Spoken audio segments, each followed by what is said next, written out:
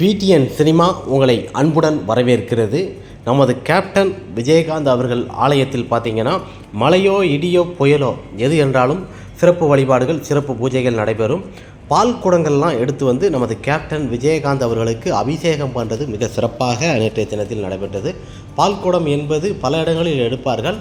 இருந்தாலும் கேப்டனின் ரசிகர்கள், கேப்டனின் தொண்டர்கள் கேப்டன் ஆலயத்திற்கு பால் குடம் எடுத்து வந்து சிறு வயது பெண்கள் மற்றும் பெரியவர்கள் எல்லோருமே நேற்றைய தினத்தில் சிறப்பாக வழிபட்டனர்.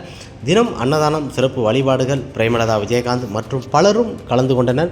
கேப்டன் என்ற ஒரு நல்ல ஒரு மனிதன், தர்மத்தின் ஒரு புண்ணியவான்.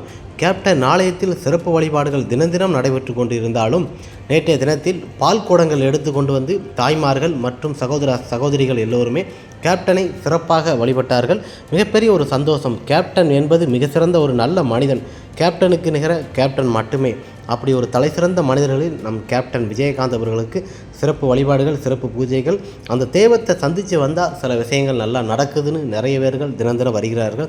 இடி, புயல், மழை, எவ்வளோ பெரிய வெள்ளமே வந்தாலும் கேப்டன் விஜயகாந்த் ஆலயத்தில் சிறப்பாக அன்னதானங்கள், வழிபாடுகள் தினம் நடைபெற்று கொண்டிருக்கிறது. தமிழன் சொல்லடா, தலைந்து நிலடா கேப்டன் வழியில். கேப்டன் என்ற ஒரு நல்ல மனிதன் வாழ்ந்து நல்ல ஒரு தெய்வமாக உள்ள நமது கேப்டன் புகழ் என்றுமே நிலைத்திருக்கும். தமிழன் சொல்லடா, தலைந்து நிலடா கேப்டன் வழியில். நெக்ஸ்ட் ஒரு வீடியோவில்